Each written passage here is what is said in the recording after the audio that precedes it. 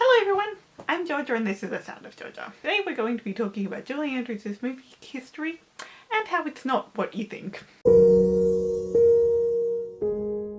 Okay, so this was a little hard to work out because IMDb lists everything anybody has ever done and we're focusing solely on the films. So there's a lot on her IMDb that is most definitely not the films. But by my count, Julie has made 37 movies over the course of her life, which is actually a lot less than you might think. I mean, you think Julie Andrews and you think, oh, she's been a huge star for decades, she must have made so many things. But it's really not that many. 3 films in the 1950s, 7 in the 1960s, only 3 in the 1970s, 6 in the 1980s, 3 in the 90s, 9 in the 2000s, and 6 in the 2010s. And that's kind of interesting, and we'll get to that in a minute. To be fair, this isn't every single thing. I'm not counting the pro shot of Victor Victoria, because even though they filmed it, I would count that under her stage credits. Also, Victor Victoria, the stage musical, has a lot of problems just by virtues of its existence. But I made a whole video about it last year. This also is not including The Gentle Flame, because that film might not have been recorded in its entirety. It was broadcast live, but there's a very, very good chance it was never entirely captured to film. But again, video about it up there. And this also doesn't include Unconditional Love, where she is literally playing herself. She's in like 2 scenes, and she's playing Julie Andrews. And not like the way she's playing herself in Julie's Green Room, where she's Julie in everything but the backstory. No, in Unconditional Love, she's Julie Andrews. And with the mention of Julie's Green Room, I might as well get this out of the way. As I said at the beginning, we're just going by the films. So Julie's Green Room we're not taking into account, Bridgerton we're not taking into account. Just the films. So, not that many, all things considered.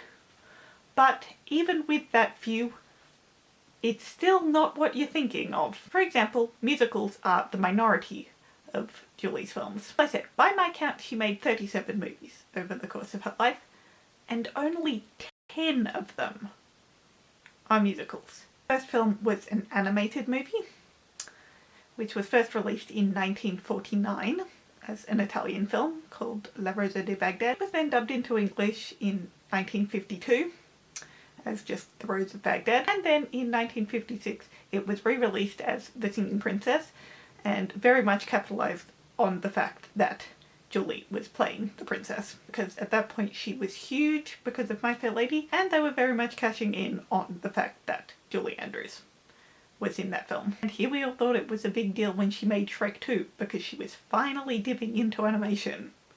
But obviously she wasn't. Just like musicals are the big thing we associate her with, a lot of the time we associate Julie Andrews with period pieces, more than we might associate her with movies set in the modern era. Unless you're in my generation and the biggest thing you know her from is Princess Diaries. Anyway, just like musicals are the minority to non-musical films in her career, modern movies beat out period pieces as well. When I say a modern film, I mean a film that was set around the time it was filmed.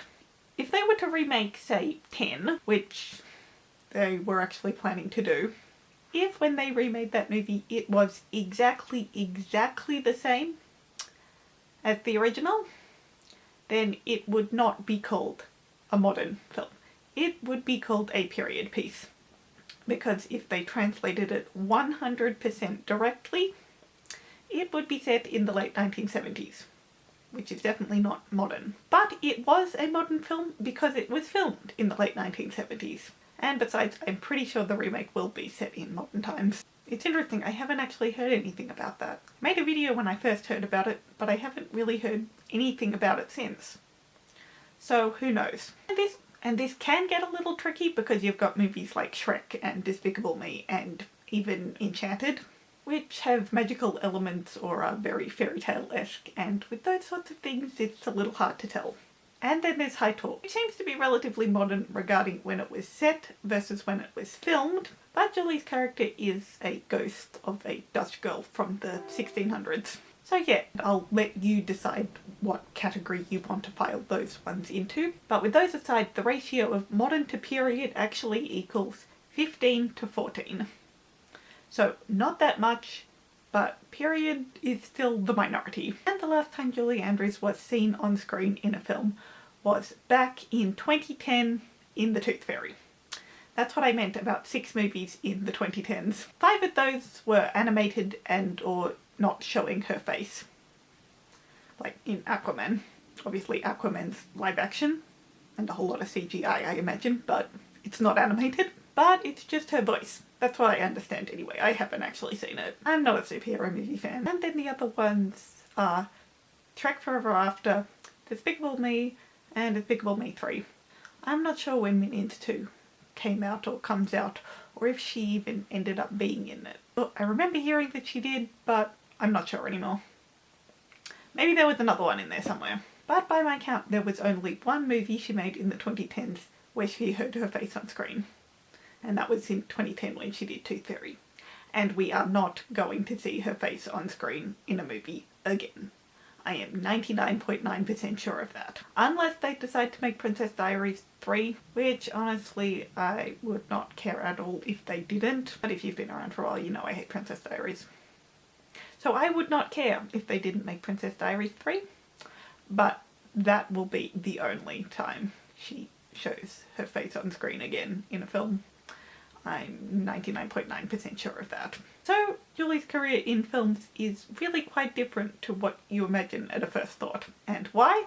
Because strangely enough, the ones that she's the most famous for are usually in the minority groups. Sound of Music, Mary Poppins and Princess Diaries are probably her 3 most well-known films in this day and age. 2 out of the 3 fall into the minorities in both when they're set and whether the characters sing or not. And those 2, I like to believe, are bigger than the 3rd. So that's everything I've got for today, guys. I hope you enjoyed. Hope this taught you something new about Julie's film career. And just as a big broad question, what's your favourite Julie movie? Feel free to like and subscribe, and I'll see you in my video next time. So long, farewell!